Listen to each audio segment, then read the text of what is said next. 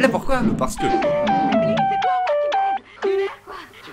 Ouais, bah en tout cas, elle a une jolie paire de... L'autre jour j'étais tout nu. Ouais, attends, je sais ce que tu vas me dire. T'avais une queue, elle était pas du bon côté. Ça s'appelle une tub. C'est les mecs qu'on a en général. Et ça sert à pisser et aussi éventuellement à... Non, c'était pas ça. C'était quoi alors? J'ai des tétons. Oui, et...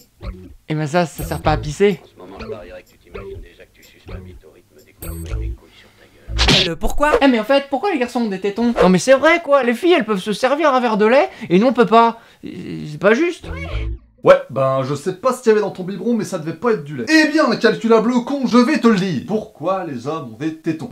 Le parce que. C'est vrai que s'il y a bien un truc sur le corps d'un homme dont on se demande à quoi ça sert, c'est les tétons. Bah ouais. Bah ouais. Et donc? Oui, donc, figure-toi que ça ne sert absolument à rien. Comme le côté bleu de la gomme. Putain, mais tu sais que tu m'impressionnes. Finalement, tu retiens quand même des trucs que je t'apprends. Du coup j'aurais pas essayé d'effacer des trucs avec mes tétons sur des surfaces différentes. Ok, c'est bon, j'y vais, je dois y aller. Ouais, j'ai beau t'apprendre des trucs, tu restes spectaculairement con quand même. Enfin bon, ils servent peut-être à rien, mais n'empêche qu'ils sont là. Mais pourquoi ils sont là? Et moi, pourquoi je suis encore là, putain? Très bonne question. Bon, ton pote, je sais pas. En fait, je me demande aussi pourquoi il est là. Mais pour ce qui est des tétons, pour faire simple, à l'origine de notre naissance, on n'a pas encore vraiment de sexe.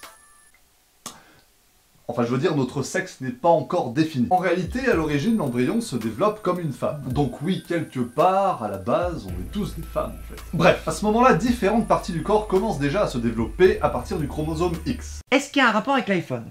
Quoi? L'iPhone X?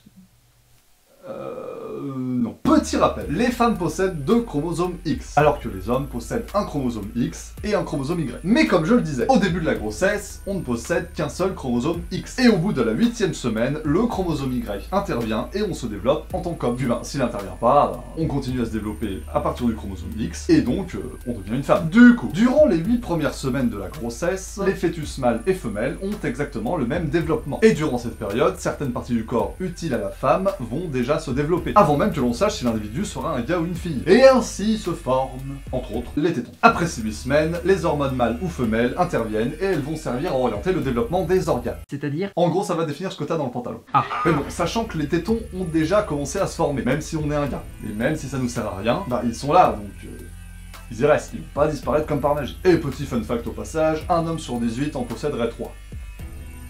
Voilà, c'est cadeau. Ah! Tu vas souffrir avant de me sucer les couilles. Bah quoi? C'est pas normal d'en avoir 3? Attends, t'es sérieux?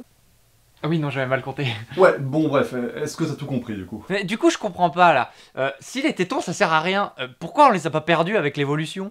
Des fois j'ai du mal à te cerner. Autant tu peux dire des trucs complètement cons, autant tu peux poser des questions pas si bêtes. Donc oui, très bonne question. Et bien pour qu'au cours de l'évolution, on perde une partie du corps, il faut vraiment que celle-ci soit gênante, handicapante. Enfin qu'elle pose un véritable problème dans notre vie sur Terre. Le truc c'est que les tétons, ça nous gêne pas spécialement. C'est petit, c'est discret, c'est directement collé à la peau. Enfin, y a pas vraiment de raison de les perdre en fait. Donc l'évolution ne les efface pas au fil du temps, puisqu'il n'y a pas de réelle utilité à les faire disparaître. Après, qu'est-ce qui fait que l'on perd au fil du temps ce qui nous gêne, et qu'on ne perd pas ce qui nous gêne pas, et que l'on acquiert des avantages évolutifs? Tout ça, c'est une autre question, auquel personne n'a vraiment la réponse finale. Mais bon, on va rester sur les tétons.